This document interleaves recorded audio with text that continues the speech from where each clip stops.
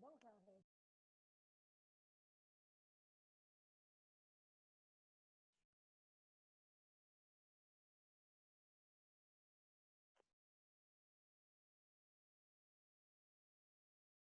Moi, je te signale que je ne maîtrise pas beaucoup cette affaire et le jeune technicien qui m'a fait ça. Oui, je sais, 17h30, je vois, mais le jeune technicien qui m'a fait ça. Donc, je fais quoi? J'arrête?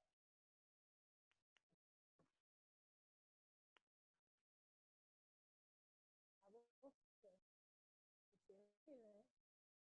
Si vous me manquez là.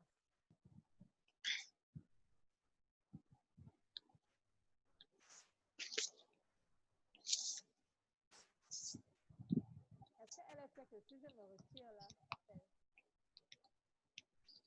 ah, elle me dit non.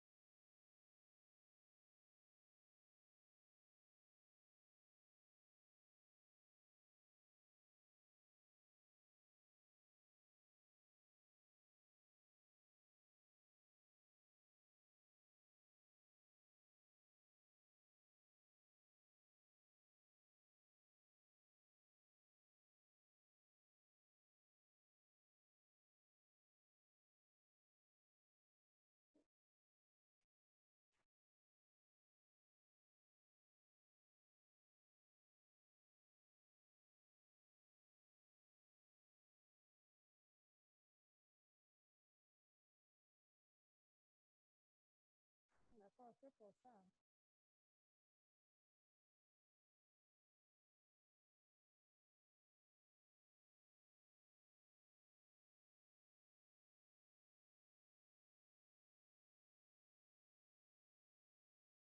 Pourquoi je suis déjà en direct?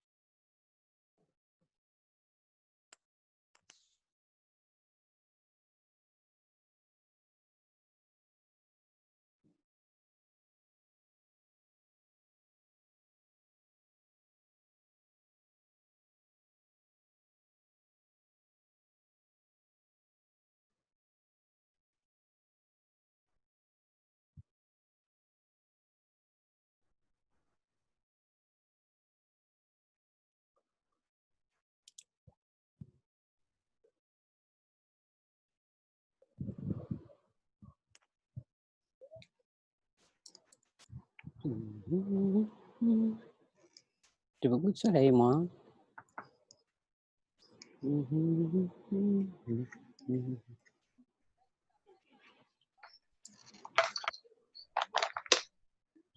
Mhm.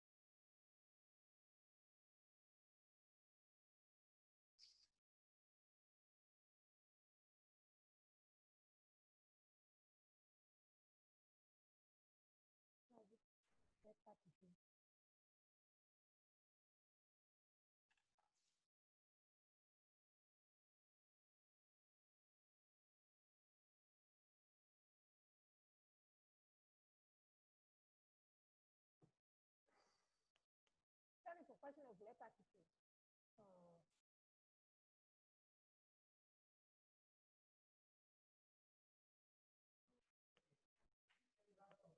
Mais on dirait.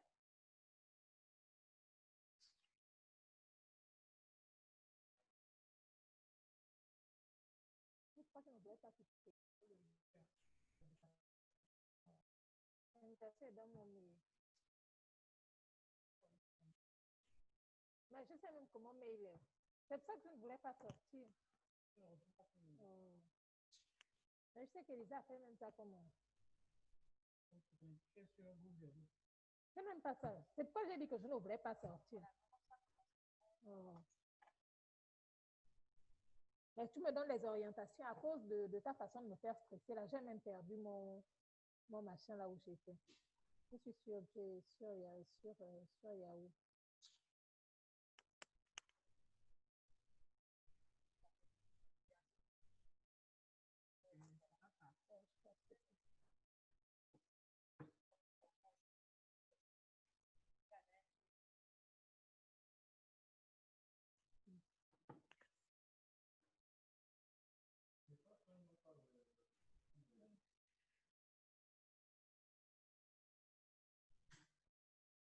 Bonjour, bonjour. Pourquoi je n'ai pas...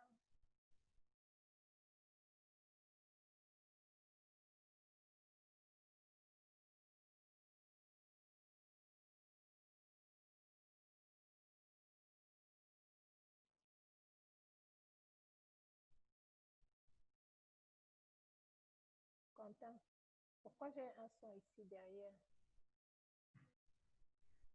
C'est où?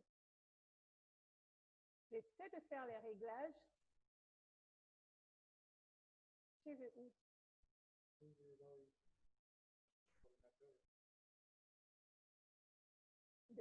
Vraiment embêté là.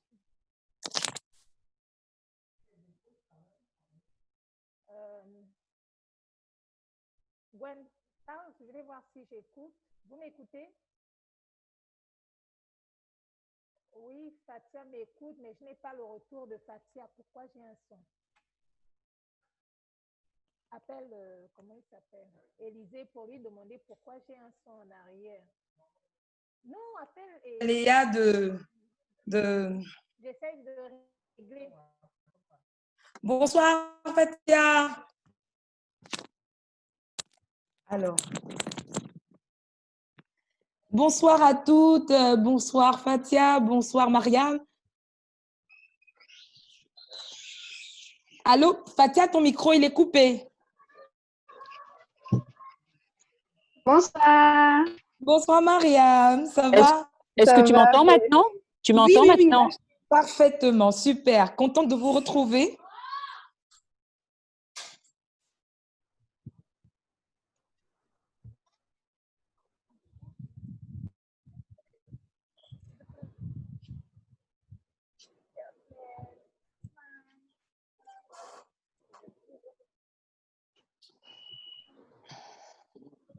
Il laisse 3000 là pour Naomi.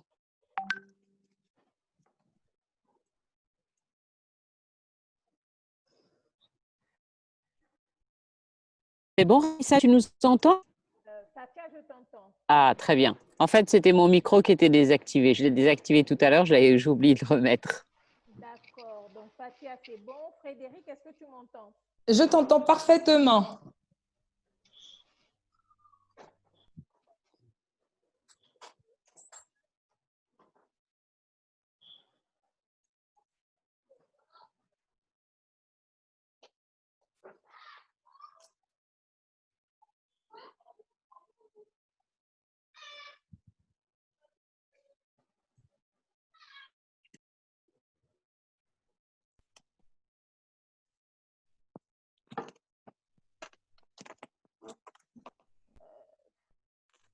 Ok, on va lancer alors. Mais Mariam, je n'ai pas le retour de Mariama. Son micro est coupé. Son micro est coupé. Si, Voilà. si, je suis là. D'accord, Voilà. Mariama, tu m'entends alors? Oui, je vous entends. D'accord.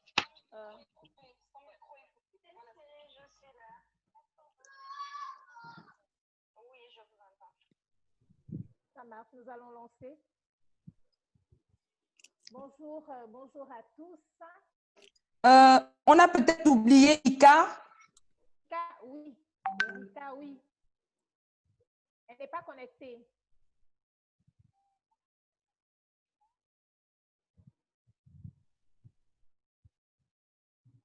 Comment on fait? Mais elle n'est pas connectée. Hein. Il faut peut-être lire, sinon signaler à nouveau. Mariama. Bonsoir à tous. Le 4e panel est en train de se mettre en place. Avec un joli rouge, vous avez Fatia El Aouni du côté du Maroc. Fatia, bonsoir. Bonsoir. Et il y a Mariama qui fait les derniers réglages. Elle avait le son déjà tout à l'heure. Mariama, est-ce que cette fois-ci, le son il est revenu de ton côté? Oui, c'est bon. Mon son, il est là. Vous m'entendez? Oui, très bien. Salut. Très bien. Donc, je suppose que les internautes vous entendent aussi. Alors, il y a Frédéric, je pense. Allez essayer de voir comment ça se passe pour Erika. OK. Elle doit être des nôtres aussi. C'est une panéliste de ce quatrième et dernier rendez-vous donc de la JIFA 2020. Il y a donc avec nous pour ce 4e panel Fatia du côté du Maroc. Il y a Mariama Abdou. C'est ça, hein, Mariama, je ne me trompe pas. Hein. Oui, tout à fait, c'est ça. Faut surtout pas que j'écorche. Faut surtout pas que j'écorche. Il y a donc également vous. Il y a Frédéric Ayant, et comme je le dis, elle était avec nous tout à l'heure. Je pense qu'elle est allée voir ce qui se passe du côté de ce qui se passe avec Erika Rosica. Elle va nous revenir. Les deux, on l'espère. Nous sommes donc là. Frédéric, ça y est? Mais il y a un souci avec ton micro. Oui, le micro est éteint. Ah, allô?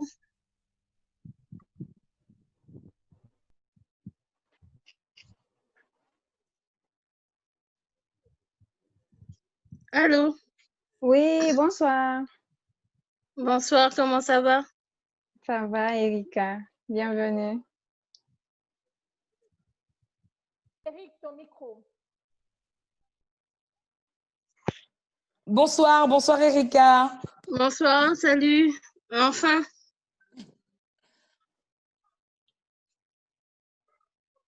On t'entend pas, Raïssa.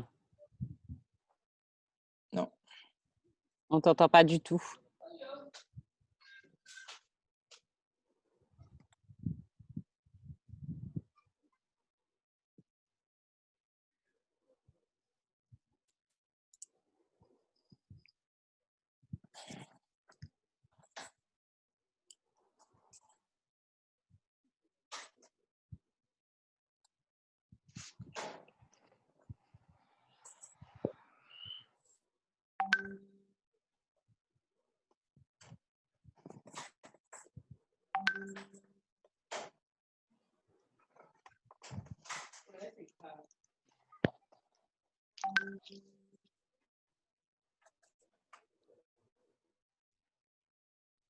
Qu'est-ce qui se passe? Je les avais toutes là. Mon grand. Aris, j'ai regardé, je comprends plus. Est-ce qu'elle m'entend plus? Là, on t'entend. On t'entend Là, on t'entend. très faiblement en même temps, hein, pas comme toutes les autres. Hein. Là, vous m'entendez? Ouais. Est-ce que tes écouteurs sont bien branchés, Raïssa? Oui. Parce que sur on t'entend pas. Ton micro, voilà, celui-là, on n'entend rien. Là, En vous fait, m'entendez ou pas? on t'entend, mais très faiblement, en ce qui me concerne. Les autres, j'entends très bien. Oui, c'est vrai que c'est un peu faible hein, par rapport aux autres micros. Écouteurs, vous m'entendez mieux? Voilà, oui, très bien maintenant. Sans écouteurs, c'est mieux? Oui, très bien. D'accord, et là, c'est... Donc, c'est moi. Alors, ça veut dire que je vais mettre le volume. Là, vous m'entendez mieux? Très bien. Oui, tout à fait. D'accord, je vais me passer les écouteurs. Alors, je pense qu'on est toutes prêtes. Nous sommes donc là pour le quatrième et dernier rendez-vous donc, de ce rendez-vous. Le quatrième et dernier rendez-vous donc de cette...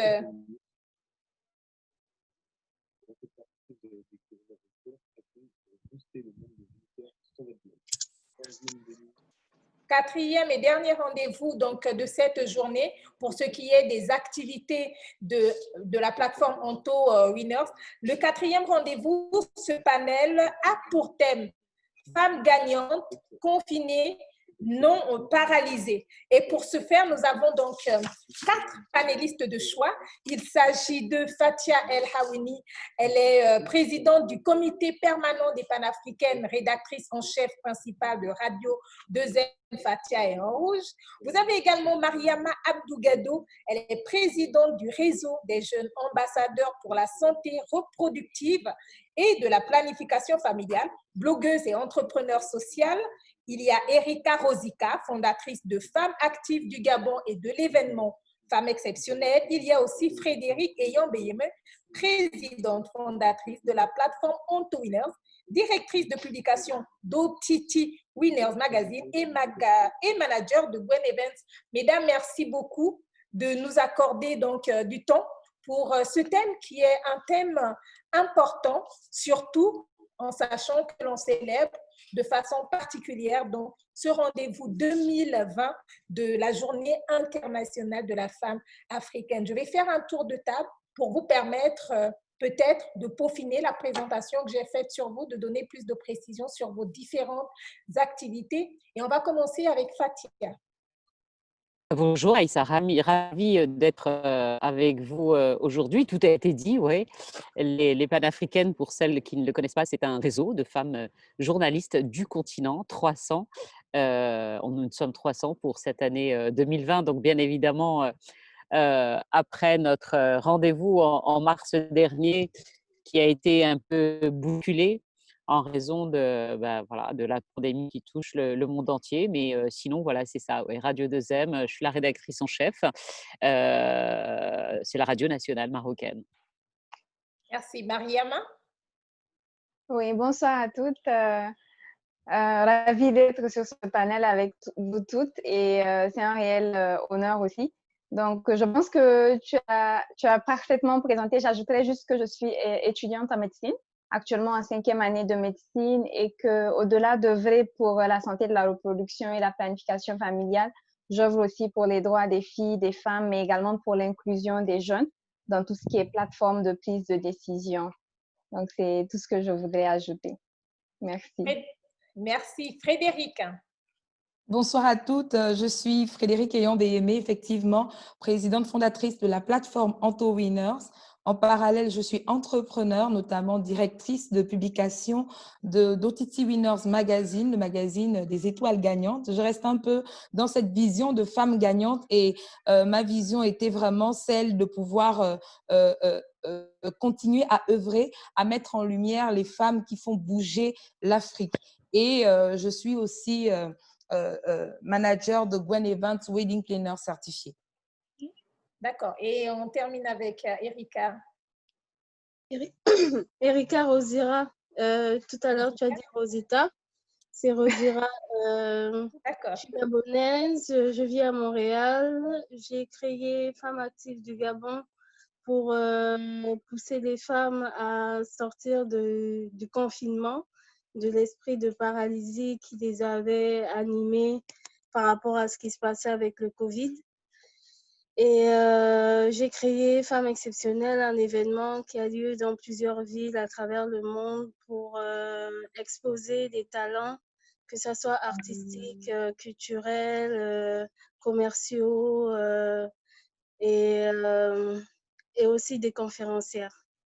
D'accord. Alors, vous êtes toutes, c'est clair, des femmes hyperactives, des femmes avec des engagements, des femmes avec plusieurs activités. Comment avez-vous vécu à votre niveau, dans votre pays, l'apparition du coronavirus? Comment avez-vous vécu cela? Erika, parce que c'est vous que nous avons là déjà. Ok. Déjà, c'était beaucoup de stress. Déjà, là-bas, je pense que pour tout le monde, ça a été un coup de stress. réapprendre à vivre avec un virus au quotidien, rester enfermé pendant des mois.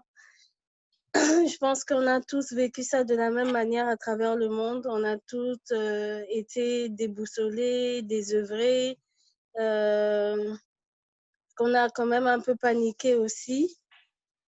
Et puis au niveau du Québec, ça a été vraiment, moi je trouve moins compliqué à gérer que dans d'autres pays où il y a eu des couvre-feux et donc c'est ça. Donc on a vécu ça de la même manière que vous, on a été enfermés de la même manière que tout le monde et on s'en sort de la même manière que tout le monde avec les masques, hein. Ouais.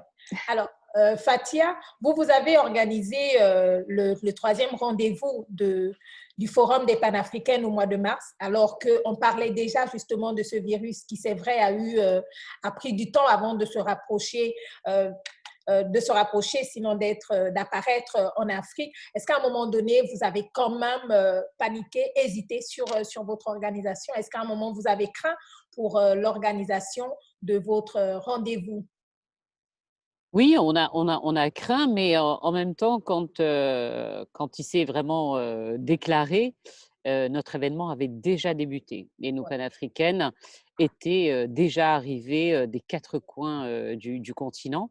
Et d'ailleurs, je me souviens, le moment, oui, de doute absolu a été la veille, en fait, de la dernière journée, le forum. Et là, on s'est. Mais en amont, en fait, dès que, à travers le comité d'administration en particulier, on avait décidé de mettre toutes les mesures en place de protection, c'est-à-dire des gels à disposition de tout le monde au cas où, alors qu'il n'y avait pas de cas encore chez nous. C'est arrivé bien plus tard et il n'y avait aucun foyer en fait au Maroc. Ceci dit, quand la pandémie s'est déclarée, le Maroc, en fait, je ne sais pas si vous êtes au courant, mais dès le 15 mars, a fermé ses frontières. Le forum, les arrivées étaient fin février, donc ça s'est joué à très très peu. Mais le plus important pour nous était de protéger en fait toutes celles qui étaient venues de l'étranger. Grand moment de doute, je dirais, comme Erika, bien sûr, parce que pour la première fois de nos vies, nous étions confrontés à un mal invisible. L'Afrique a souvent dû faire face à beaucoup de choses, mais là, en fait, voilà, c'est quelque chose d'invisible que personne ne maîtrise dans le monde entier. Et pour une fois, et je veux le dire 3 fois, et pour une fois, eh ben, c'était pas nous qui étions au milieu, pas l'Afrique, pas notre continent. Notre continent était en fait le moins touché. Aujourd'hui, les chiffres commencent à bouger, bien évidemment, mais notre continent était cité partout parce que, en Afrique, il y avait, le nombre de cas le plus bas, par rapport à ce qui se passait encore dans le monde. Et puis ensuite, vous le savez, ça a bougé parce qu'on a parlé, de l'Italie, de l'Espagne. Maintenant, on voit le drame des États-Unis, de l'Amérique, du Sud. Mais on peut dire quand même, Raïssa, qu'au niveau des autorités africaines et des gouvernements africains, les mesures ont été quand même extrêmement rapides malgré, encore une fois, le nombre de cas qui était très, très bas. Frédéric, vous êtes manager de Gwen Evans. Ça nous renvoie tout de suite donc à des activités, n'est-ce pas, l'événementiel. Comment est-ce que vous avez géré l'arrivée de la COVID-19 qui annonçait déjà quand même, au-delà de la crise économique, une paralysie, de la crise sanitaire, une paralysie au niveau de l'économie, donc devait chambouler les programmes et les organisations? Alors, l'arrivée de cette crise, on va même dire sur le plan des activités, même de la plateforme, hein, notre calendrier. Au début, quand on a déclaré qu'il y avait les frontières qui devaient fermer, comme le disait Fatia, ça s'est joué à quelques jours près. quand on a annoncé la fermeture des frontières parce qu'il y avait une crise sanitaire qui était en train de sévir, on s'est dit, bon, ça va durer quelques jours. Et à quelques semaines, on se rend compte que la crise devient vraiment réelle et qu'elle est assez grave. On ne réalise pas forcément tout de suite, mais ça a été très difficile. Au bout d'un mois, on a pu réaliser que le calendrier événementiel, que ce soit sur le plan des activités même que nous avons dû repenser dans le cadre associatif, mais en tant que manager de Gwen Events, ça a été très dur parce que les mariages ont dû être suspendus. Et nous qui sommes dans l'événementiel, on a dû surseoir notre calendrier d'activité. Qui dit surseoir le calendrier d'activité, dire mettre une pause aux entrées financières sous une certaine forme. Parce que, Dieu merci, à mon niveau, en tant que wedding planner certifié, j'avais quand même cette chance-là de pouvoir bénéficier, par exemple, de nouveaux clients qui continuent même d'arriver et de solliciter nos services. Mais quand même, quand on sait que, bon, on devait, par exemple, boucler des marchés en juillet, en août, on attendait des entrées financières, il faut payer le personnel, il y avait des projets en parallèle. Ça a été psychologiquement, avant d'être économiquement, mais ça a été psychologiquement très dur. Il fallait quand même remobiliser les équipes, il fallait remobiliser que ce soit les équipes ou même, par exemple, les clients ou les internautes qui nous suivent. Mais la preuve de cet événement auquel nous assistons aujourd'hui est juste la preuve du format qui prouve en fait que finalement, nous devons nous réadapter tout simplement. Mariama, vous êtes président du réseau des jeunes ambassadeurs pour la santé reproductive et de la planification. Alors, c'est du domaine de la santé, comme vous dites, c'est votre domaine en plein. Comment est-ce que vous avez accueilli cela? Quelles sont les dispositions qui ont été prises? Sinon, quel a été le regard particulier sur la pandémie, sur la crise? Oui. Je vais rejoindre l'avis d'Erika. Je pense que j'ai vécu ça avec beaucoup de stress parce que quand la pandémie s'est déclarée en Afrique, j'étais en déplacement, j'étais au Sénégal et en mars, il y avait eu le premier cas à Dakar. Donc, j'y étais et j'avais beaucoup de stress parce que toute la famille, tout le monde s'inquiétait. Je recevais pas mal de messages, comment tu te portes, etc. Donc, une fois arrivé au pays, ça a été quand même assez difficile parce qu'à l'entrée, on a eu pas mal d'examens, on a rempli pas mal de formulaires. C'est vrai qu'il n'y avait pas encore le confinement, donc on ne nous a pas confinés, mais on nous a demandé de nous auto-isoler. Donc, ça a été vraiment difficile. Et étant dans le domaine de la santé, puisque je suis étudiante en médecine, en plus d'être dans la santé et de la reproduction, j'avais pas mal de doutes en fait sur comment est-ce que le système de santé de mon pays allait faire face à cette pandémie-là. Déjà que nos systèmes de santé en Afrique sont assez faibles et je pense que personne n'était préparé à cette pandémie-là dans le monde entier. Donc, il n'y avait pas de dispositions qui étaient prises pour prendre en charge une telle pandémie. Donc, je me posais beaucoup de questions et ça a créé une grande psychose parce que beaucoup de personnes me contactaient en tant qu'agent de santé pour prendre des informations sur la pandémie. Ils étaient inquiets, comment est-ce qu'elle se transmet, etc. Donc, c'était vraiment beaucoup de stress et beaucoup de psychose au Niger.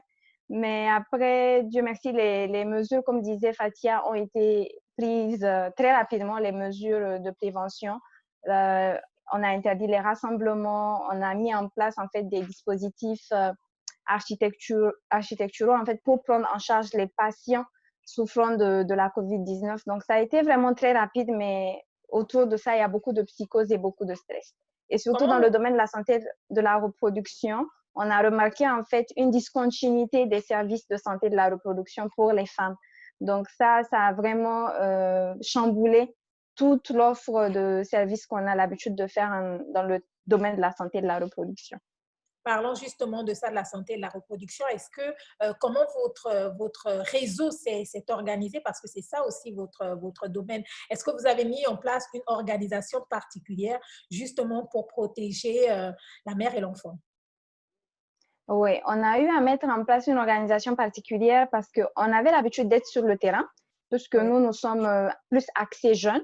Donc, on part vraiment à la rencontre des jeunes, surtout les défavorisés qui n'ont pas accès à l'école, etc. Donc, on était habitué à aller sur le terrain, mais vu la pandémie, étant donné qu'on a aussi des compétences en nouvelles technologies de l'information et de la communication, Donc, on s'est vraiment adapté à travers des campagnes virtuelles, à travers l'organisation de webinaires comme ce qu'on est en train de faire. Et la particularité, c'est qu'on a mis en place des plateformes via les groupes WhatsApp qui nous permettent de rester en contact avec les jeunes, de pouvoir vraiment parler en langue locale avec eux, pouvoir parler de santé de la reproduction. Le plus gros problème qui s'est posé, c'est en termes d'offres, donc de services de santé aux jeunes, parce que physiquement, on avait l'habitude de leur offrir des méthodes contraceptives. Là, il y avait le confinement, il y avait les rassemblements qui étaient interdits, donc on ne pouvait pas se rassembler pour leur faire de l'offre de services PEF comme on a l'habitude.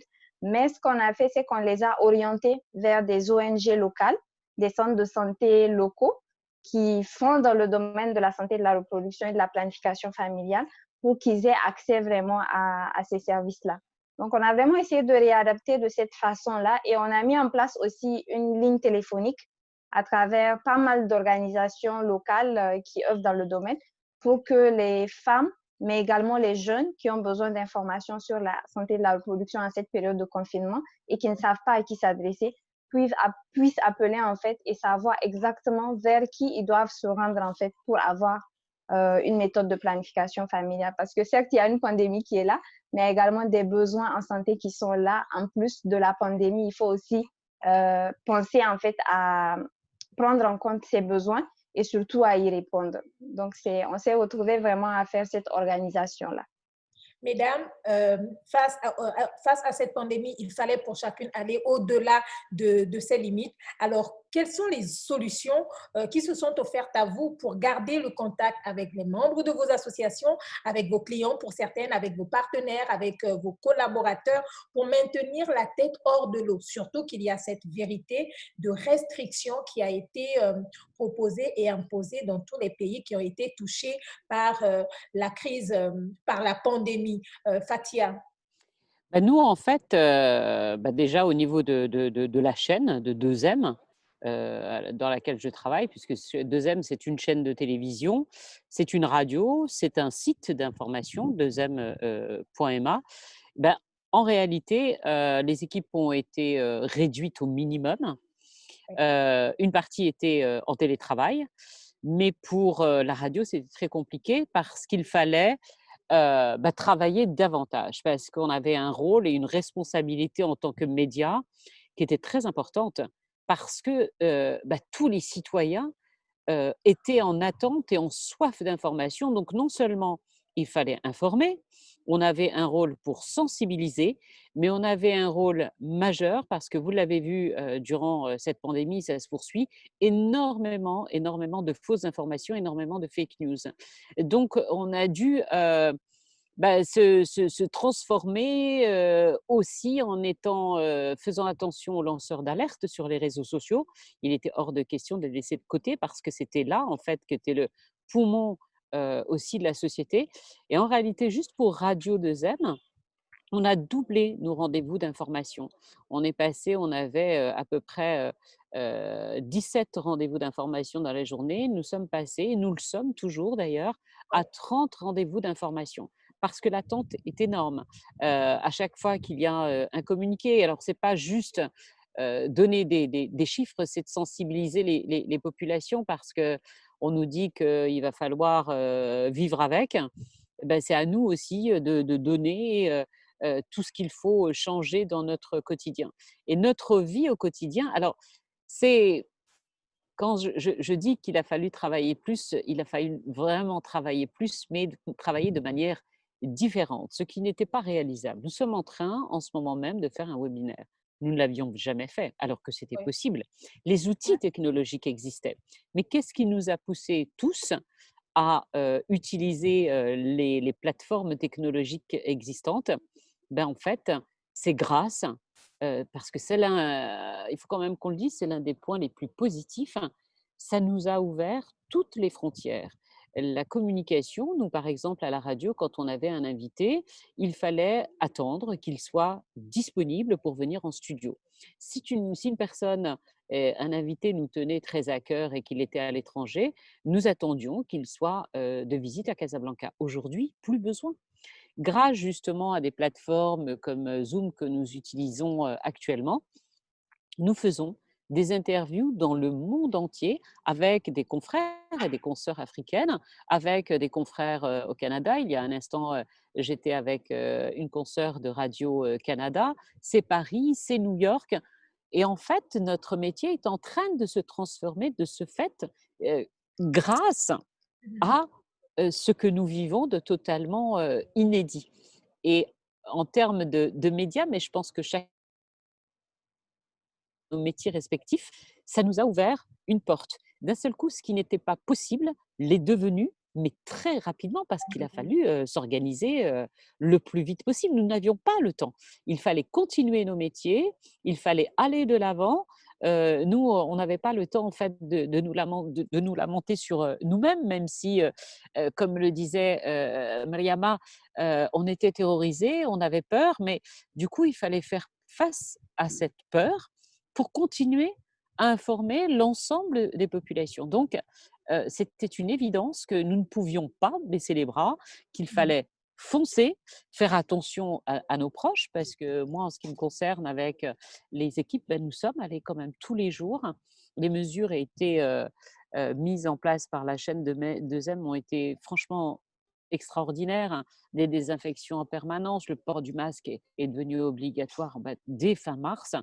Mais on est allé de l'avant et je pense que c'était peut-être un coup de 220 volts que nous a mis ce virus, ce fameux corona.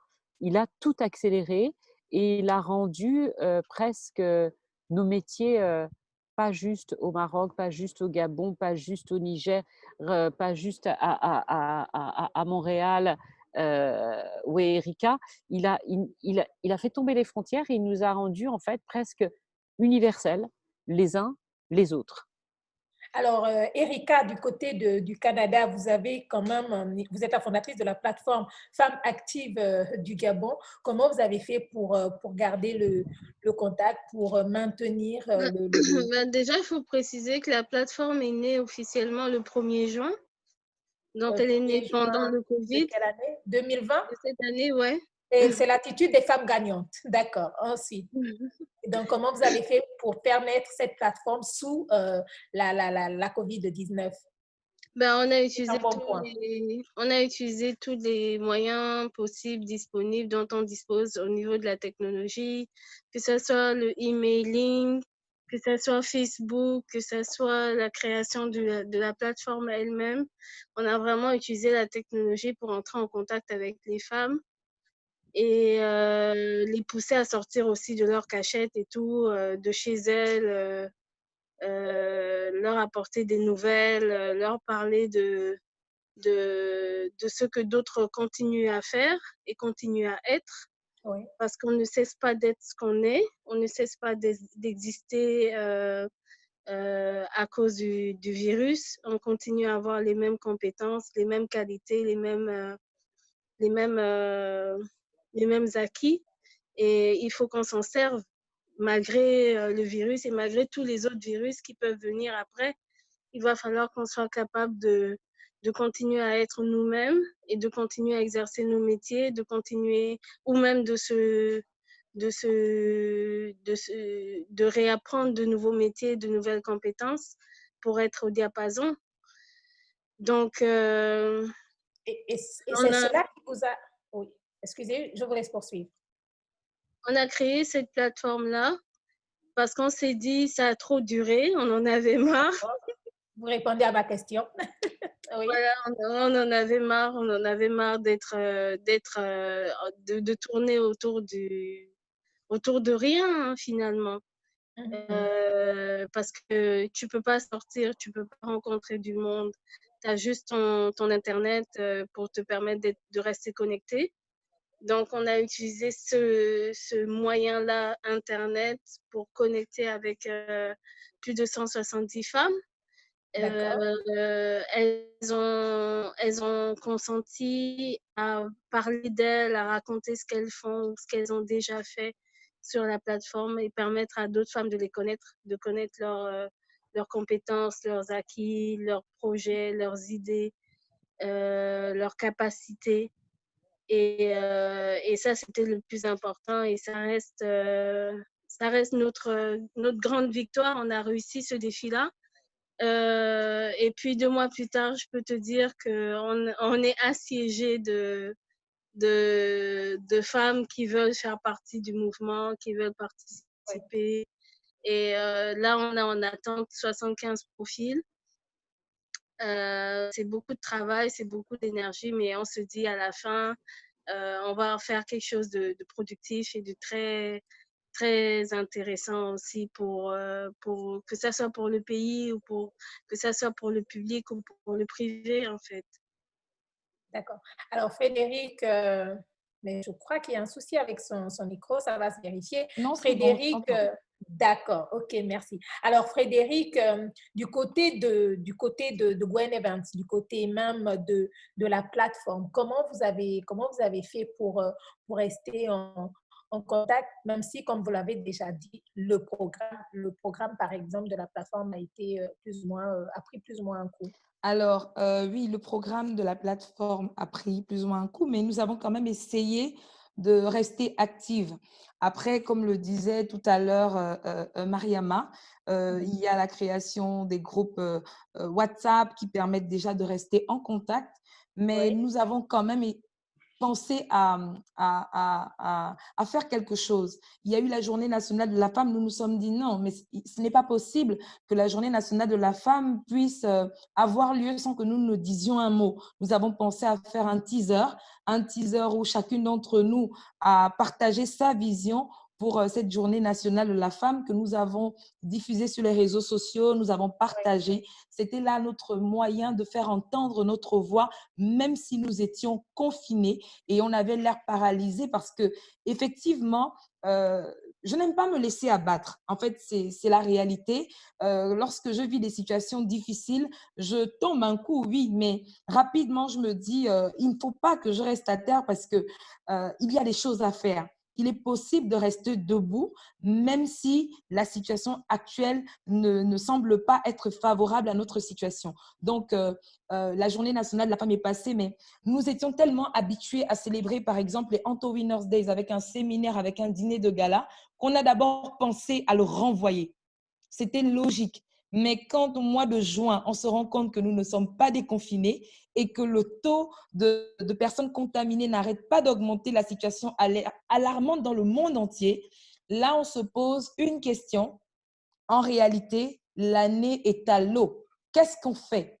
Est-ce que finalement, on va rester totalement à terre et on n'aura plus d'activité jusqu'à la fin de l'année parce que la situation sanitaire, la crise sociale, la crise économique va nous envahir, ou alors on profite justement de cette occasion-là pour essayer de se réinventer et finalement, pourquoi pas, de redynamiser totalement nos activités, mais sous un autre angle.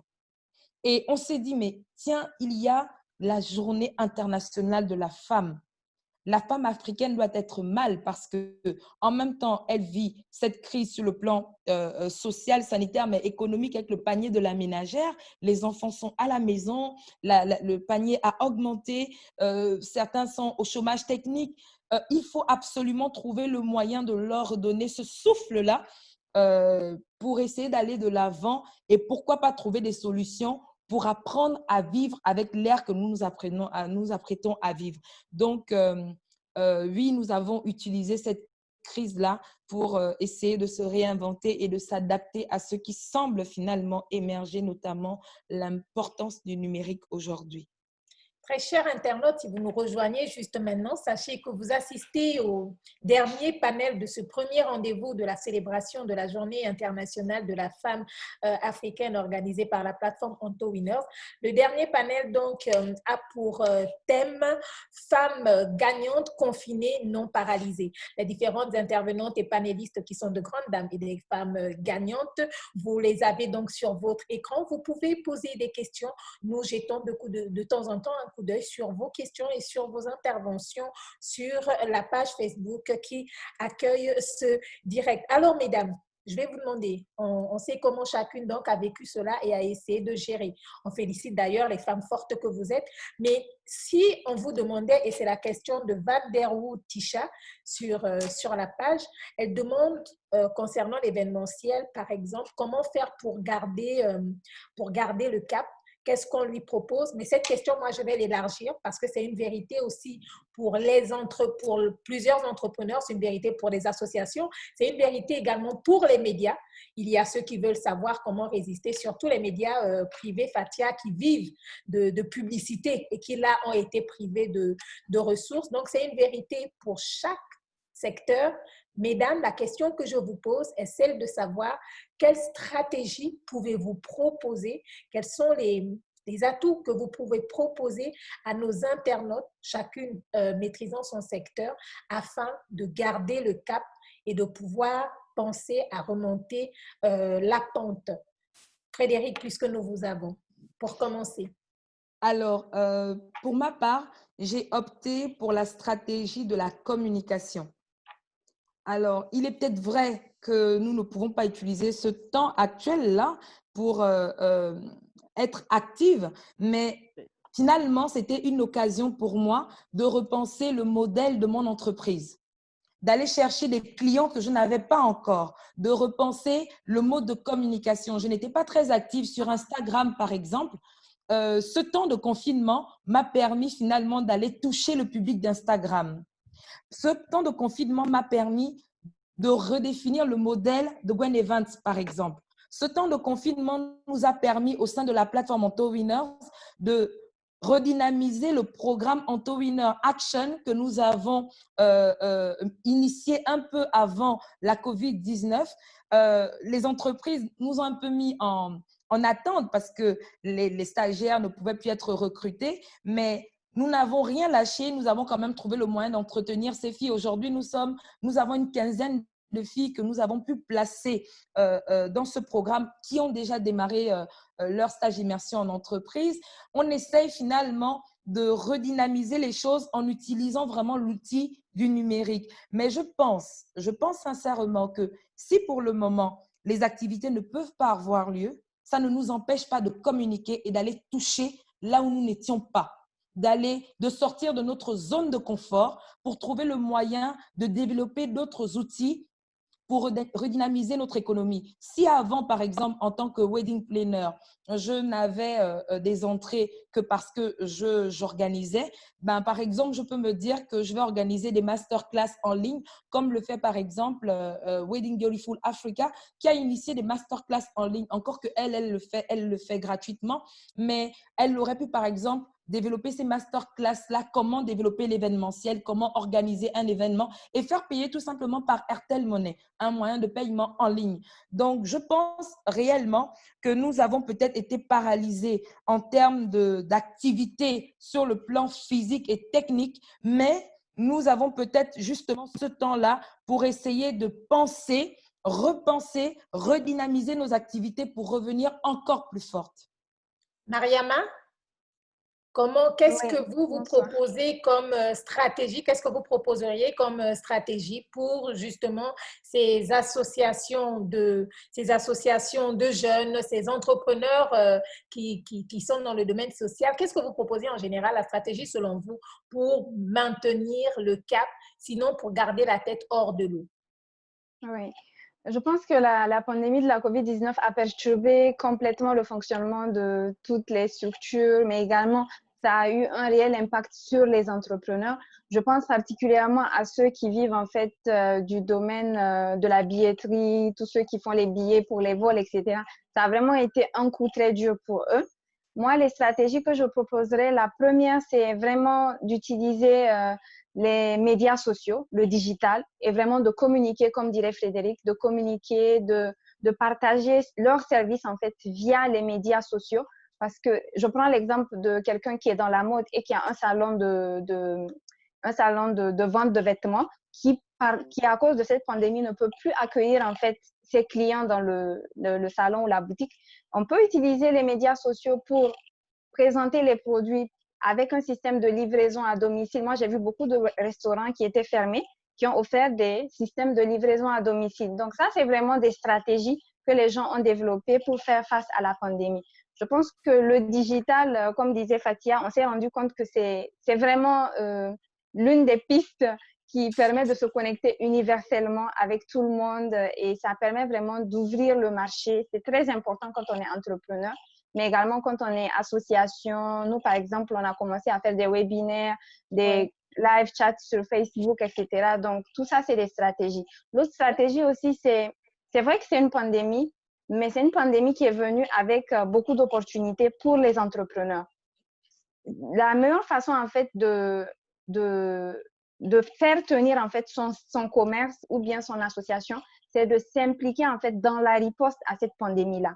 C'est une opportunité qu'on a de s'impliquer dans cette riposte-là. Je prends l'exemple de personnes qui sont dans le domaine de l'assainissement. Par exemple, ici au Niger, on a une jeune fille très talentueuse qui a vraiment innové avec des dispositifs de lavage des mains qui utilisent des pédales plutôt que les mains. Elle s'est rendue compte que les gens s'infectaient, chacun ouvre le robinet, quelqu'un d'autre vient, il l'ouvre. Elle a créé des pédales, elle a créé un dispositif avec des pédales. Donc, il suffisait de pédaler avec son pied pour vraiment se laver les mains et utiliser cela de manière plus saine.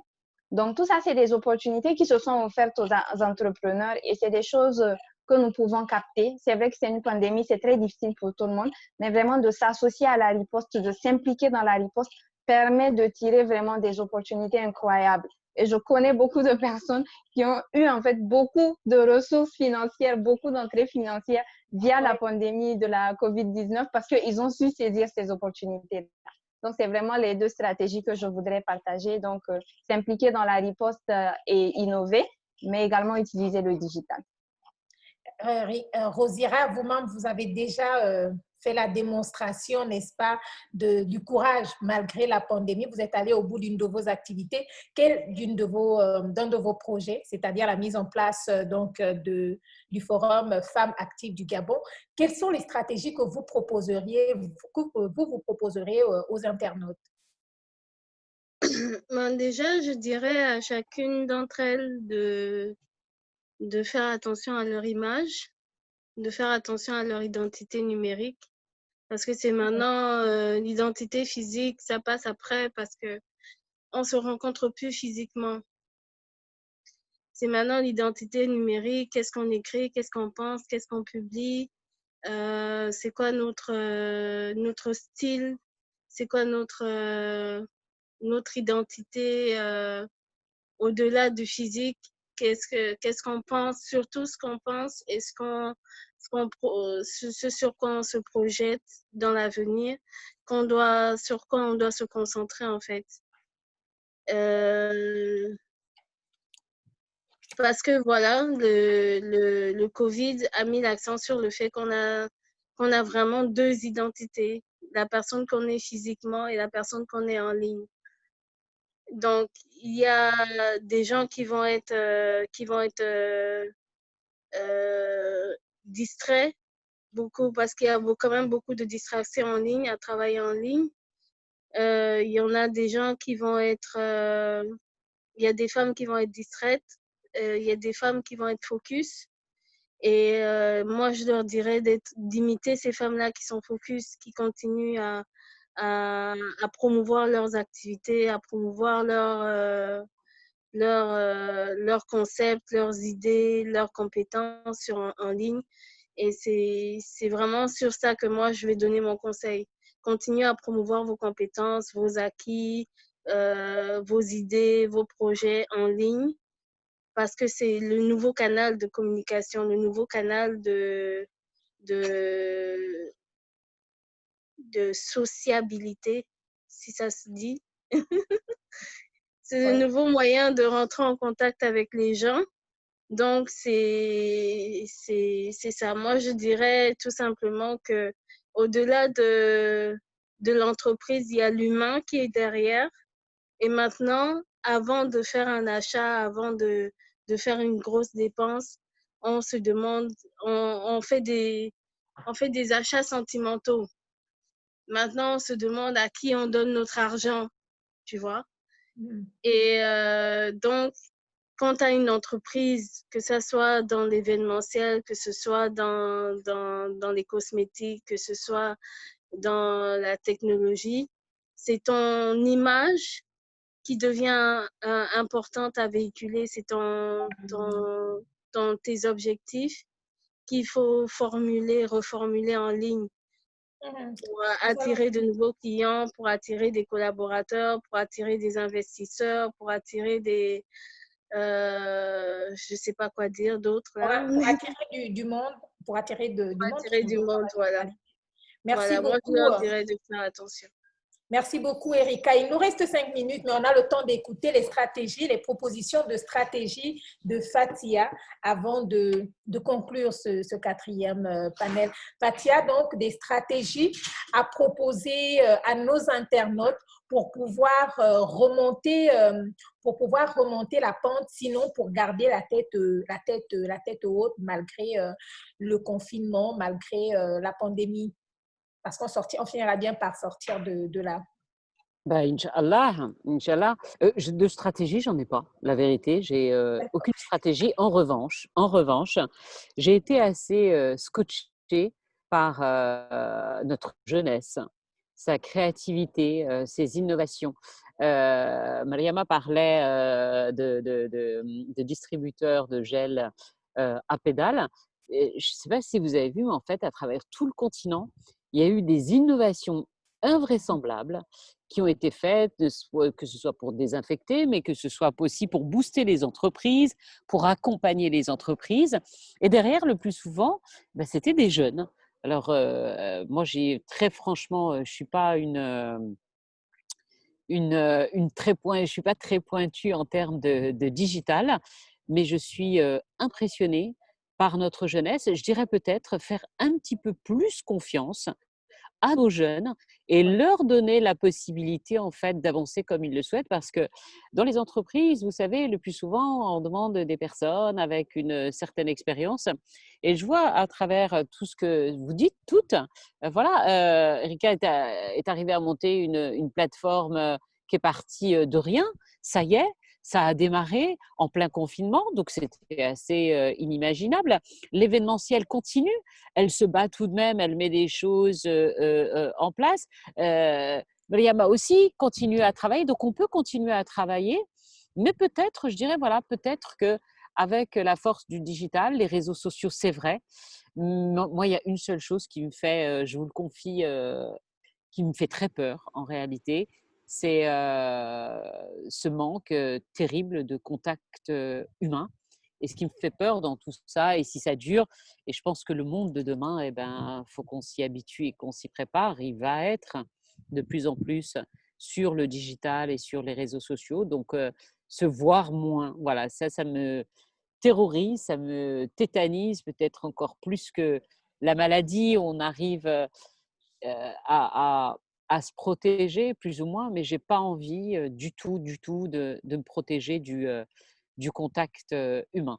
Mais voilà, stratégie, peut-être pas une stratégie en tant que telle, mais si on faisait un petit peu plus confiance à notre jeunesse africaine, je pense qu'on a beaucoup de choses à apprendre d'elle, qu'on leur fasse beaucoup plus confiance.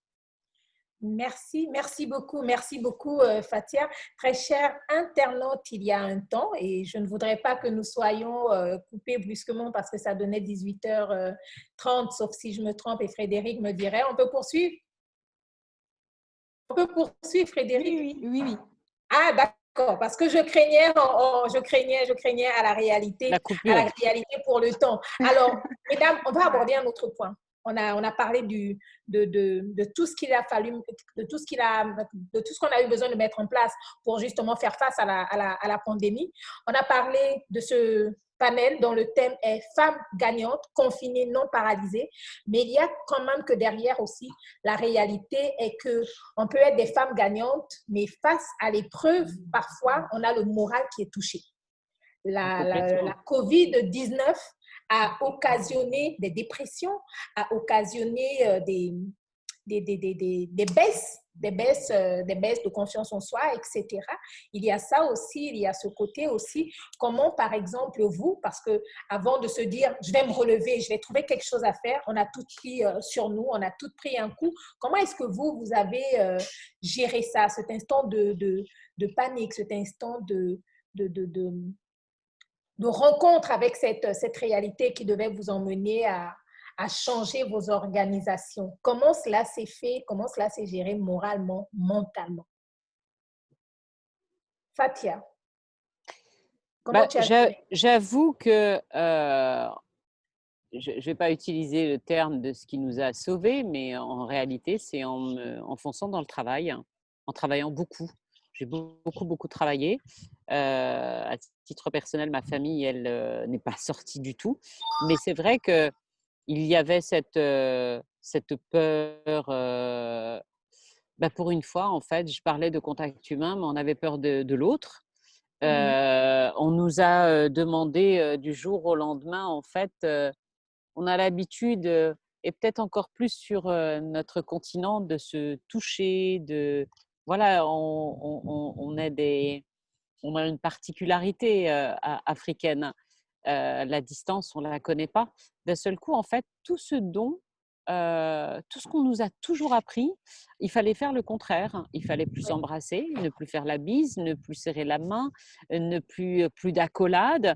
Ailleurs, c'est pas très grave, mais chez nous, c'est très grave, quoi. Je sais pas, moi, nous, les Marocains, il faut qu'on se serre, il faut qu'on se touche. Donc, il fallait aller à l'envers de tout ça. Et c'était dur, vraiment, c'était très dur. Mais en même temps, moi, ce qui m'a sauvée, ouais, je dirais que c'est vraiment le travail, quoi. Je me suis tête baissée en faisant attention.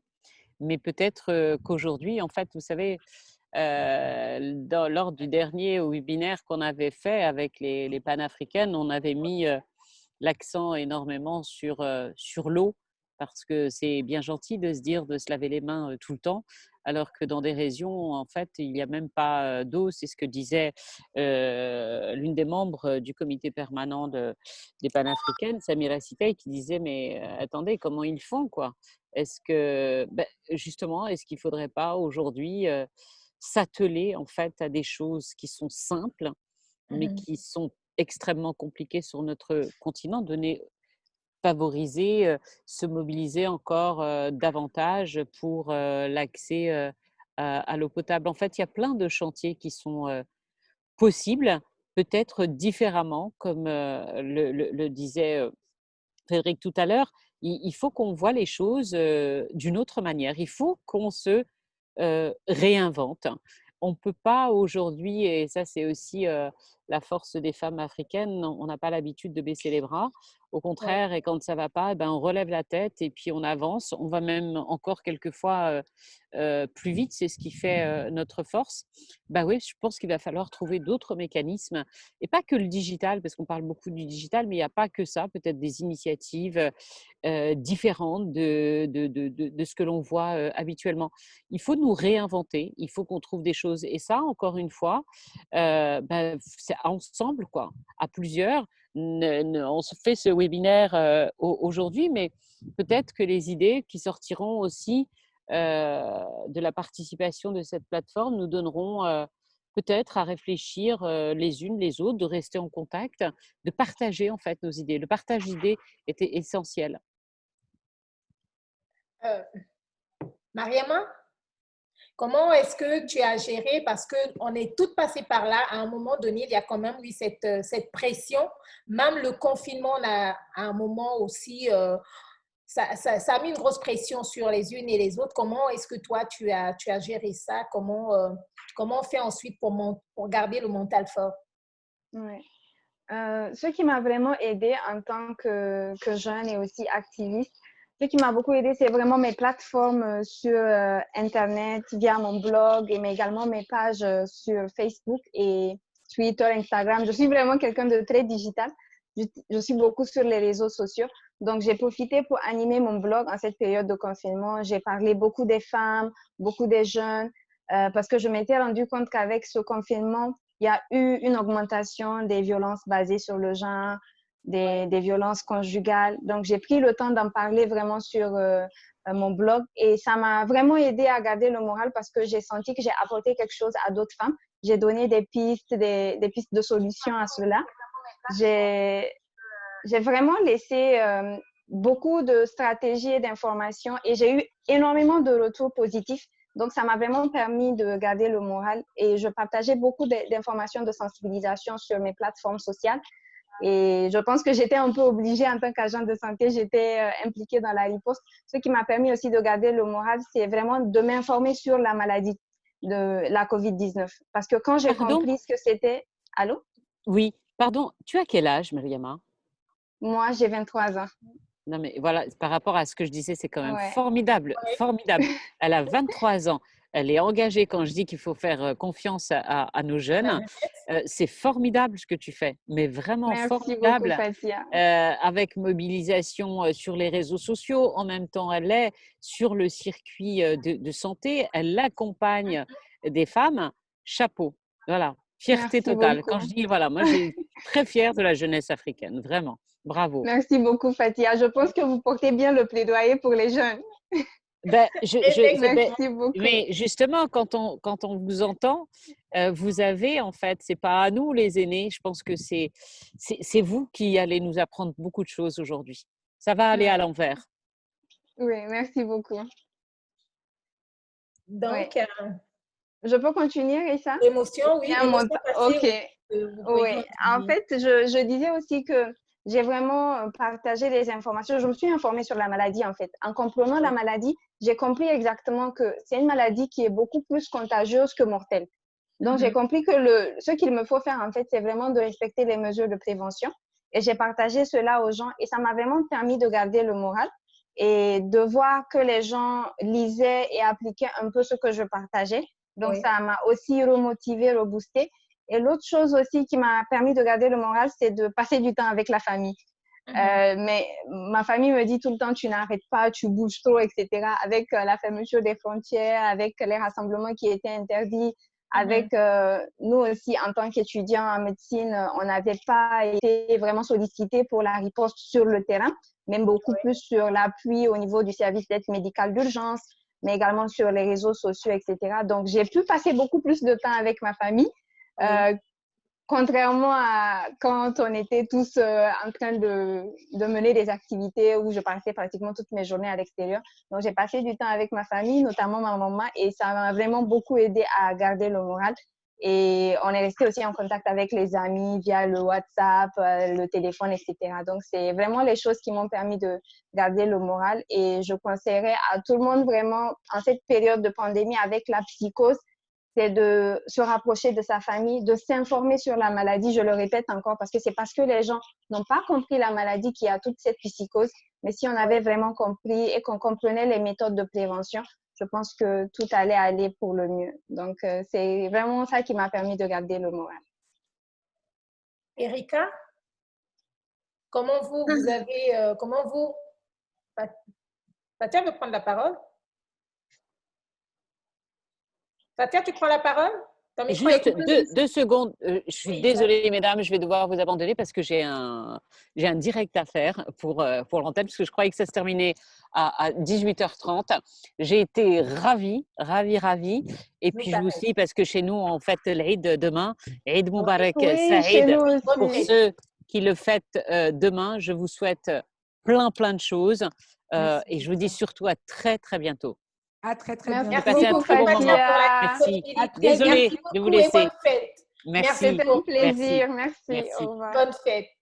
Alors, Fatia était donc l'une de nos panélistes, mais comme elle vous l'a dit, elle va aller accomplir son devoir. On va repartir avec Erika justement pour parler de comment ça s'est géré, comment Erika, vous avez géré la pression justement avec ce confinement à vivre, avec cette pandémie à vivre. Comment vous avez géré la pression au tout début et comment vous la gérez aujourd'hui?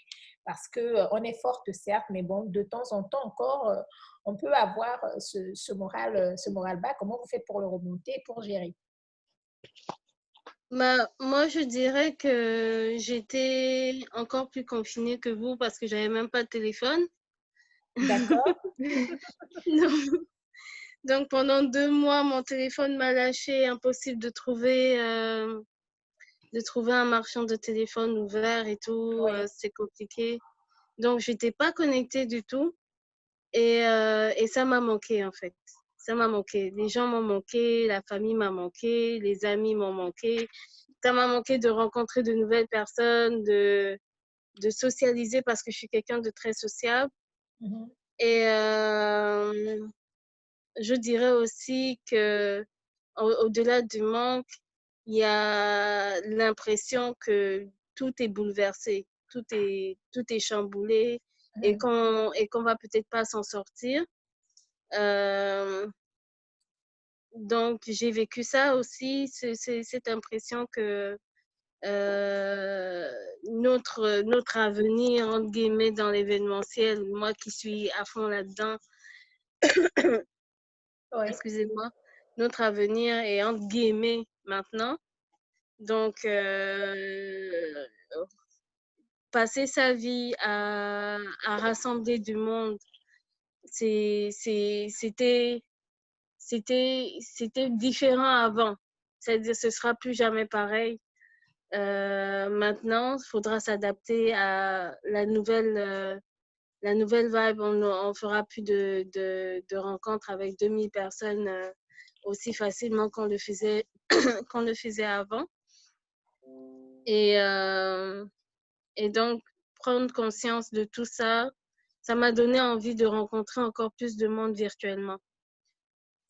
D'accord. Frédéric, le Oui. confinement, comment vous l'avez vécu aujourd'hui, comment vous vivez avec tout ça, comment vous faites en réalité pour garder le moral haut après toute la pression, sinon quand la pression survient aujourd'hui? Alors, je suis assez optimiste de nature. Je ne peux pas dire que je n'ai pas de moments de blues ou de faiblesse, en fait, parce que, ne nous voilons pas, mais je ne sais pas qui pourrait aujourd'hui dire qu'il n'a pas été impacté réellement par la situation difficile que nous traversons. J'ai eu un moment de faiblesse où j'ai failli baisser les bras. J'ai failli baisser les bras et puis on observe tout ce qui se passe autour de nous, on suit l'actualité, on suit les réseaux sociaux et le monde tremble. Le monde tremble. Nous n'avons que des messages, je n'ai pas envie de dire négatifs, mais des messages de pessimisme face à l'année qui est en train de s'écouler dans des conditions réellement difficiles. Même au plus haut niveau, on a vraiment eu l'impression que tout le monde était désarmé. Donc, il faut des personnes qui gardent le moral. Comme je le disais lors de mon passage au Yali, que ces personnes qui ont la force mentale nécessaire et qui ont peut-être la capacité de développer des outils tirent les autres. Il y a forcément un besoin de personnes qui puissent mobiliser les autres, qui puissent redonner un peu de punch pour donner envie aux autres de sortir de cette situation et de se dire que tout est encore possible. La crise sanitaire veut nous faire croire que le monde est à terre et qu'on risque de ne pas pouvoir se relever dans quelques années, mais non, ce n'est pas vrai. Mariama disait tout à l'heure que pour nous, les entrepreneurs, ça a été plutôt le moyen de se redynamiser et surtout de développer un potentiel que parfois nous ignorions totalement, à condition que nous ayons le mental disposé à pouvoir aller de l'avant. Si le mental suit, si la vision suit et qu'on décide de ne pas baisser les bras, on trouve le moyen de dormir et de se réveiller le matin en se disant mais pourquoi en fait finalement je pensais si par exemple je créais des produits, mon commerce est fermé parce que les mesures gouvernementales ont annoncé qu'il fallait fermer les commerces, ben, aujourd'hui on a des livreurs. Le service de livraison n'a pas été bloqué, si je peux dire ça comme ça. Aujourd'hui, si j'avais l'habitude de commercialiser auprès des ministères et que finalement les mesures barrières ne me permettent plus de me déplacer, certes, je vais un peu perdre parce que moi-même, je me déplaçais, mais ce sacrifice de devoir trouver quelqu'un qui le fait pour nous, permet au moins de continuer à garder un gagne-pain. Pour ces petites femmes commerçantes, moi, je pense surtout à celles qui avaient des petites activités. Franchement, j'ai vraiment eu mal pour ces personnes-là qui avaient des petites activités qui leur permettaient de subvenir à leurs besoins. Il faut trouver le moyen de payer les loyers, il faut trouver le moyen de faire manger les enfants parce que, comme je l'ai dit, les charges au niveau de la maison ont complètement augmenté. S'il vous plaît, c'est de ne pas baisser les bras, mais de se relever et de trouver le moyen de proposer des stratégies. Ou alors, si vous vous sentez désarmé, allez-y voir ces personnes qui finalement ont l'air de rester actives et debout et discuter. Parfois, nous, on n'a pas les solutions. On n'a pas la solution aux problèmes propres même de la personne, mais parfois, en nous écoutant, la personne a une petite lumière qui fait tilt en fait et se dit « Ah, mais elle m'a inspiré. C'est bon, je me redynamise, je me remobilise, je reste focus, je rentre chez moi, je vais réfléchir, je vais trouver le moyen de garder la tête haute et froide. » Mesdames, nous célébrons la journée internationale de la femme africaine. Du chemin a été fait depuis 1962, l'instauration à aujourd'hui près de 38 ans. J'ai envie de vous demander, en se projetant, et c'est bien parce qu'on a une diversité de femmes, vous évoluez chacune dans différents secteurs et des secteurs importants. Alors, en se projetant, pensez-vous que dans 10 ans, il y aura des avancées considérables en ce qui est de la position de la femme en général et de la femme africaine en particulier? Frédéric? Oui, j'y crois. J'y crois parce que quand on a des plateformes aujourd'hui qui coachent des femmes, on a l'AUCFA qui accompagne les jeunes filles et les femmes dans le cadre de la formation en Afrique. Nous avons le programme Young African Leader Initiative aujourd'hui qui forme des femmes, qui forme des jeunes leaders. On a cette vague de femmes qui n'existait pas avant. Les femmes étaient déjà fortes. Elles étaient vraiment, on va dire, le socle même finalement des décisions, mais en off, derrière un grand homme se cache une grande femme. Mais aujourd'hui, les femmes ont les outils nécessaires pour se mettre un peu au devant de la scène en gardant leur statut de femme, mais elles ont aujourd'hui les outils nécessaires pour émerger parce que la femme a un potentiel qui réellement compte aujourd'hui et dont l'Afrique a besoin pour émerger. L'inclusion des femmes aujourd'hui est plus que nécessaire. On parle de l'entrepreneuriat féminin, mais en réalité, l'entrepreneuriat féminin a toujours existé. Mais les femmes ont juste cette habitude d'entreprendre de manière informelle. Alors que si on regroupe ce secteur informel de l'entrepreneuriat féminin, on va se rendre compte que nous constituons un véritable apport économique dans l'économie de nos différents pays. Donc, je pense qu'avec toutes les mesures qui ont été mises en place par les différents États, par les politiques engagées, par les différents gouvernements, en réalité, je suis convaincue que d'ici 2030, on va atteindre l'Afrique 50-50 à condition que les femmes elles-mêmes s'engagent réellement et activement dans ce processus de transformation de l'Afrique grâce à la femme africaine. Mariama Abdou. Alors, merci beaucoup Frédéric. Mariama Abdou, on parle donc de cette célébration de la Journée internationale de la femme. On veut se projeter sur 2030, la place de la femme. Est-ce qu'il y aura plus d'avancées? Est-ce qu'il y aura plus d'avancées considérables et que proposez-vous quand on sait tout de même qu'aujourd'hui, les femmes jouent de véritables rôles, des femmes sont à des postes de responsabilité plus influentes, mais 2030, qui sera l'année de votre génération également, Mariama, qu'est-ce que vous pensez? On va avoir des avancées plus considérables et pour cela, que proposez-vous et que dites-vous à vos jeunes sœurs? Oui, Raissa, je pense vraiment qu'on aura de grandes avancées en ce qui concerne les femmes africaines parce que déjà, comme disait Frédéric, les femmes ont compris leur rôle dans la société. Les femmes s'impliquent de plus en plus, elles entreprennent. Aujourd'hui, on n'avait pas les femmes sur le terrain politique, mais aujourd'hui, on a beaucoup de femmes dans la politique. On a des femmes ministres, mais des femmes même présidentes de la République. Donc, c'est vraiment des avancées dont on est toutes fières.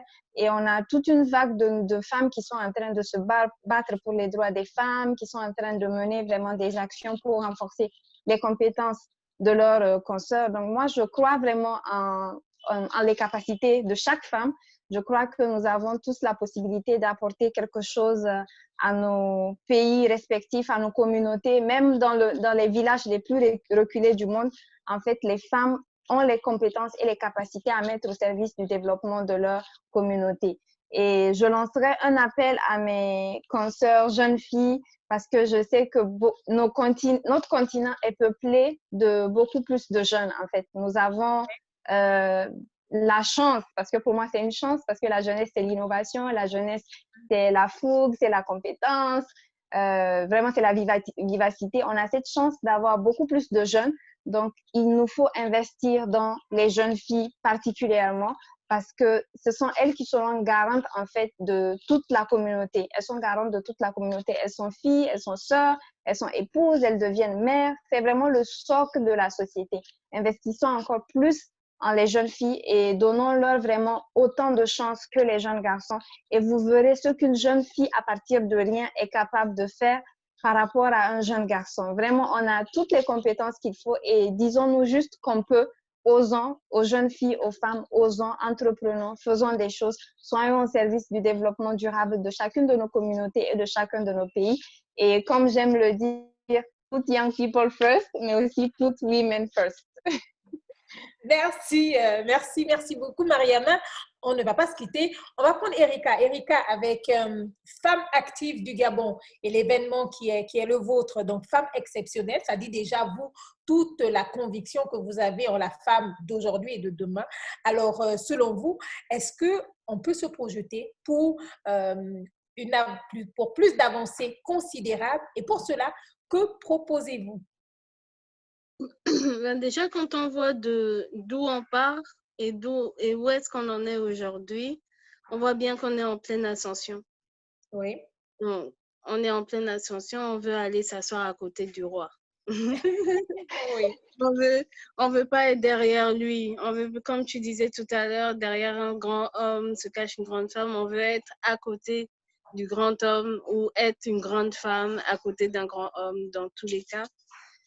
On a changé la donne. C'est-à-dire que la femme avant avait plus de timidité, plus de difficulté, de pudicité à sortir de son cocon. Maintenant, elle est entrepreneur. Maintenant, elle est leader. Maintenant, elle est entreprenante. Elle décide qu'elle veut faire des choses, qu'elle veut être active. Et c'est pour un avenir meilleur parce que si notre génération montre l'exemple aux futures générations, on va aller beaucoup plus loin en fait. On va aller vraiment beaucoup plus loin. Dans tous les domaines dans lesquels les femmes s'exercent, elles sont plus ou moins félicitées de leur progrès. Parce qu'on appelle ça un progrès. À partir de là où on est parti, on n'avait pas le droit de voter, on n'avait pas le droit de travailler sans le consentement de notre mari, on n'avait pas le droit d'avoir un compte bancaire, on n'avait pas le droit de... On vient de loin. On n'avait pas le droit de s'éduquer, on n'avait pas le droit de... Non, franchement, on est parti de vraiment loin. Et avec l'éducation qu'on reçoit et qui est devenue de plus en plus obligatoire partout dans le monde, qui devient de plus en plus obligatoire partout dans le monde, je pense qu'on va assister à des décennies de femmes battantes, à des décennies de femmes qui vont perpétuer la dynamique qu'on a héritée de nos mères, tu vois. Donc, c'est intéressant. C'est intéressant à voir. Et puis, on sera encore là. Hein. Je nous le souhaite en tout cas. On sera là pour voir tout ça. Femmes gagnantes, confinées, non paralysées. On croit en la femme, on croit en des avancées considérables demain. On croit en des avancées considérables d'ici à 2030, atteindre le 50-50, comme le disait Frédéric. Mais tout cela nécessite une certaine organisation. Il y a des internautes connectés, il y a aussi des hommes connectés et c'est toujours important pour eux parce que tout ce qu'ils vont entendre ici peut servir pour une sœur, pour une petite sœur, pour la femme, l'épouse ou l'amie. Mesdames, quel est le secret? Comment vous vous organisez, vous, à être des femmes gagnantes, c'est vrai, mais en sachant très bien que vous évoluez en plusieurs domaines. il y a la femme gagnante, la femme active, il y a quand même aussi derrière la mère, il y a l'épouse, etc. Il y a la fille, il y a la fille. Peut-on avoir une idée de l'organisation, sinon de la façon dont vous mettez en place, n'est-ce pas, vos programmes pour atteindre vos différents objectifs fixés et surtout, mener à bien vos différentes activités? Erika. Tu peux reprendre la fin de la question? Comment est-ce que tu fais pour mener à bien tes activités? On imagine bien que tu es une femme hyperactive, comme toutes les autres ici. Comment quotidien, tu fais pour organiser entre les associations, certainement une vie de famille, pas certainement, mais une vie de famille, etc. Comment tu fais pour tout tenir et pouvoir ainsi atteindre, sans léser un côté, tes différents objectifs? Ben, en fait, il faut faire des compromis. Il faut faire des compromis. On ne peut pas tout avoir, avoir la manicure bien faite, avoir les cheveux bien coiffés, avoir le ménage bien fait, bien tenu, la maison bien tenue, la cuisine bien faite et aussi bombarder, travailler du côté du travail et le mari non plus. Faut penser à tous ces paramètres-là et essayer d'équilibrer le plus possible. Dire, bon, j'ai pas pu faire ça aujourd'hui, mais demain, je vais le faire. Et dealer avec excusez-moi, j'ai eu un appel. Dealer avec chacune des parties de notre vie. Il faut aussi dealer avec le sommeil parce que dormir trop, ça n'aide pas beaucoup à être actif. Moi, je dors 6 heures, des fois 4 heures par nuit. J'imagine que Frédéric aussi. Oui. Et même Mariama qui est en train de rire, je pense que c'est ça aussi. C'est un peu la réalité, oui. Je pense que c'est très important de dealer. Moi, j'appelle ça dealer. C'est vraiment un deal que je fais au quotidien et essayer de faire une liste et d'arriver à la fin de la journée à dire, bon, cette liste que j'ai fait aujourd'hui, je suis arrivée à 50% ou à 70% de réalisation et reprendre la liste le lendemain avec plus d'objectifs à chaque fois.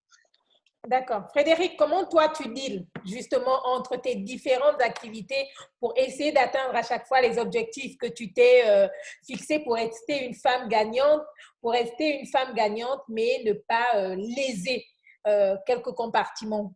Comment tu deals toi? Tu es obligé de dealer. Oui. Mais en réalité, il n'y a pas de succès sans effort. Ce que Erika disait est très important parce qu'on a parfois l'impression que lorsque les autres font quelque chose, ça a l'air un peu facile, hein, mais il y a beaucoup de sacrifices derrière. Pour ceux qui me connaissent, ils savent, par exemple, comme Erika disait, j'ai des nuits très courtes, je fais beaucoup de sacrifices, je n'utilise pas mon temps dans n'importe quel loisir. Ouais. J'ai des loisirs, par exemple, j'adore aller au restaurant, mais la vie est faite de priorités. Je l'ai apprise de mon père, d'ailleurs. La vie, elle est faite de priorités. Sans vision, on ne peut pas atteindre nos objectifs. Chacun d'entre nous doit avoir une vision pour atteindre la personne qu'on aimerait, par exemple, être. Si aujourd'hui, j'ai décidé d'être, par exemple, une princesse, je me donne les moyens d'être une princesse. Aujourd'hui, si j'ai décidé de développer la vision d'une femme gagnante, je me dois de me donner les moyens de pouvoir atteindre mes objectifs. Ça passe par le fait que je sois, par exemple, quelqu'un d'assez organisé. Et puis, j'ai peut-être un défaut, une qualité, je ne sais même pas ce que c'est. Je suis toujours en train de vouloir développer un projet. J'aime bien quand je suis toujours en train de manager quelque chose ou de réfléchir sur un projet, mais surtout, j'ai une vision pour la femme aujourd'hui qui passe nécessairement par des efforts qui passent par le fait qu'il faille absolument proposer pour celles qui ne peuvent pas proposer pour celles qui n'osent pas. Parce qu'il y en a qui ne peuvent pas, mais il y en a qui n'osent pas alors qu'elles ont parfois les outils nécessaires. Aujourd'hui, moi, en tant que femme gagnante, je demande souvent aux femmes qui sont autour de moi, je les pousse à pouvoir rêver. Je les pousse à rêver. Je les pousse à développer une vision pour elles-mêmes, à avoir envie de gagner, à avoir envie d'être des winners, à avoir envie de briller. Alors, parfois, Dieu nous a donné des dons, on les fait taire en nous. Et on se plaint parfois de certaines réalités qu'on vit, alors qu'en réalité, tous les outils sont là pour sortir de cette zone peut-être de difficulté que nous avons. Je suis heureuse lorsque je reçois un message ou un appel de quelqu'un qui me dit « Merci beaucoup Frédéric, j'ai partagé avec toi, tu m'as inspiré finalement, j'ai par exemple trouvé tel truc ou encore j'ai développé un projet, j'ai lancé mon entreprise et… » Vraiment, ça fait plaisir parce que j'observe autour de moi peut-être ces femmes-là qui, quand je partage avec elles, osent sortir de leur zone de confort. Mais ça passe par des efforts, ça passe par une discipline qu'on s'impose à nous avant toute chose. Si vous êtes recruté à un poste dans une entreprise, par exemple, ça dépend. Soit vous êtes recruté parce que voilà, vous avez juste envie d'être salarié ou alors vous rentrez dans cette entreprise et vous vous dites moi, je serai un jour directrice générale de cette boîte. Mais en réalité, pour être directrice générale de cette boîte, je dois passer par le stade où je maîtrise tous les services. Je me suis procuré les différents textes pour être incontournable. Je me suis procuré des outils en ligne pour finalement développer des capacités que je n'avais pas. Je suis rentrée avec le profil de juriste, mais finalement, en rentrant chez moi, j'ai suivi des MOOC en ligne. J'ai développé le profil de manager, de management de projet. J'ai développé le profil de community manager. En réalité, tout à l'heure, on m'a présenté, mais je vous assure que j'ai plusieurs casquettes. Je suis community manager, je suis juriste, je gère des projets. Ceux qui me connaissent parfois me demandent, mais Frédéric, finalement, c'est quoi ton profil? Mais ces différents profils que j'ai développés, c'était parce que j'avais la soif de vouloir apprendre. Je suis pluridisciplinaire. Quand j'ai commencé ma formation, j'étais en AES. Et ceux qui savent, administration économique et sociale, c'est plutôt au départ quelque chose de pluridisciplinaire qui vous permet d'avoir la main sur pas mal de matières et après de vous spécialiser. Et en fait, c'est important pour moi parce que j'ai ce petit truc qui me dit dans ma tête, je vais peut-être rejoindre Patia sur ce point, hein. Je ne sais pas réellement où Dieu m'attend, mais s'il me donne envie de pouvoir développer cet aspect de mes acquis, c'est que peut-être que j'en aurais besoin. Donc, je n'hésite pas à me former, d'où le fait, par exemple, que la plateforme OntoWinner a comme principal cheval de bataille la formation des femmes et des jeunes filles. Mariama, alors… Comment on organise, comment tu t'organises pour atteindre tes objectifs, pour ne pas léser l'ensemble des compartiments qui composent ton monde, ton quotidien. Oui, merci Raïssa. Je pense que je rejoins un peu tout ce que Frédéric et Erika ont dit. Je sens que je suis la plus chanceuse ici parce que je n'ai pas encore de vie de famille. Je n'ai pas de responsabilité avec un époux ou des enfants.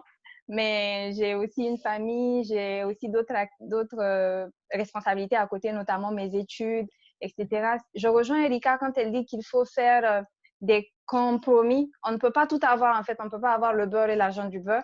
C'est vrai que je suis étudiante en médecine. Je ne sais pas si vous le voyez, j'ai toute ma pile de cours qui est là. Et il y a encore une pile à l'arrière. Donc, c'est ce qu'on me demande d'assimiler. Également surveiller.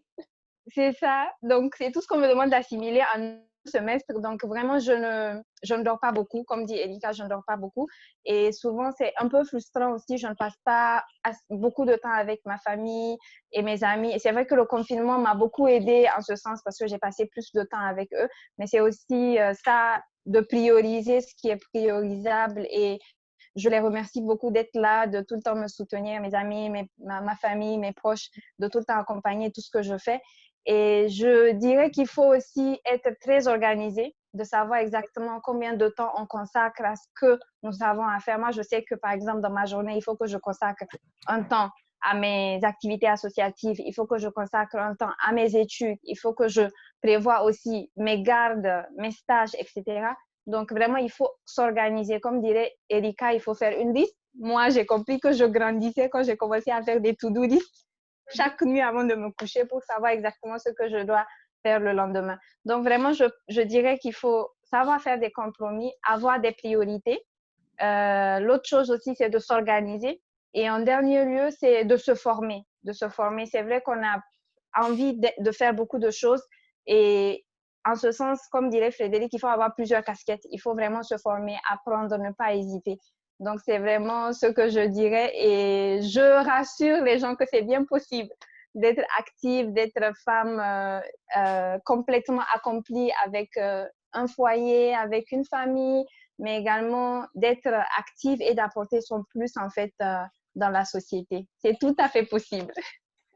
Merci beaucoup, Mariama. Merci surtout à vous, chers internautes, pour nous avoir accordé de votre temps. Merci. Nous étions au dernier panel de cette première activité, sinon de cette première journée organisée par Anto Winners, journée visant à activité visant à célébrer donc la Journée internationale de la femme africaine, la 3e édition pour la plateforme Anto Winners. Une célébration particulière, mais les femmes ont bel et bien refusé de se laisser, de subir donc le confinement. Les femmes confinées, non paralysées, réussissent à faire entendre donc leur voix malgré le coronavirus. Nous remercions les panélistes. Il y avait avec nous Mariam Abdou Gado, présidente du réseau des jeunes ambassadeurs pour la santé reproductive et de la planification familiale. Mariam, blogueuse, entrepreneur sociale également. Il y avait aussi Erika Rosira, fondatrice de Femmes Actives du Gabon et de l'événement Femmes Exceptionnelles. Avec nous, Frédéric Eyonbeyeme, présidente fondatrice de la plateforme Anto Winners, directrice de publication d'OTT Winners Magazine et manager de Gwen Evans. Il y avait également, elle a dû nous laisser à cause de ses fonctions, donc de sa profession, il y avait aussi Fatia Elaouni. Fatia est présidente du comité permanent des panafricaines, rédactrice en chef principale de Radio 2M. C'est là-bas d'ailleurs qu'elle a dû partir pour préparer la célébration de demain et nous en profitons pour souhaiter une bonne fête à tous les musulmans. Merci de nous avoir suivis. Merci à Isel Akwe. L'un des messages disait « Nous sommes fiers de vous », donc elles sont fières de vous, mesdames. Merci à Sylvie Médiane, merci à Nathalie Aloli, merci à Van der Wood Tisha, merci à Romani Dengema, à Adelex Adé. Ce sont quelques-uns et quelques-unes des internautes qui étaient connectés sur ce débat qui a été très enrichissant, nous le rappelons. C'était donc Femmes gagnantes, confinées, non paralysées. Et à vous écouter, mesdames, vous n'avez franchement pas du tout été paralysées par la COVID-19. Vous avez réussi sur la période particulière actuelle et on vous souhaite à tous, n'est-ce pas, une excellente soirée. Tout simplement, merci pour le temps que vous nous avez accordé et que vous avez accordé aux internautes. N'oubliez pas, la célébration de la Journée internationale de la femme africaine version Anto Winners se poursuit demain dans le même cadre avec des Zooms. Vous aurez encore des panélistes, vous aurez encore des modérateurs. Merci à tous, bravo les femmes et on se dit à une prochaine fois. Merci beaucoup. À très bientôt. Au revoir. Merci. Bye bye. Bye.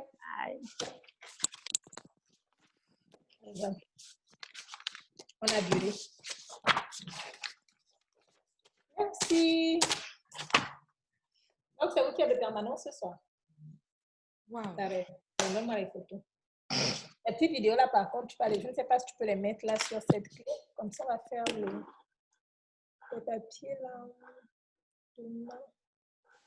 Comment je fais pour sortir d'ici?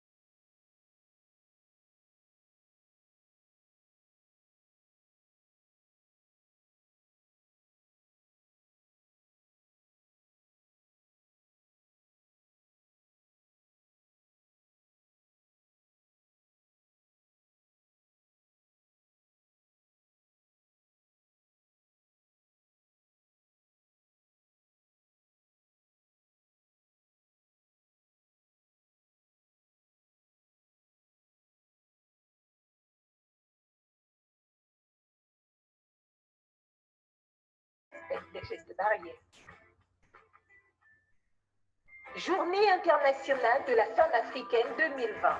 Sous le parrainage de Madame Isela Koué, la plateforme Onto Winners organise la 3e édition des Onto Winners Day à travers un séminaire de renforcement de capacités en ligne le jeudi 30 et vendredi 31 juillet.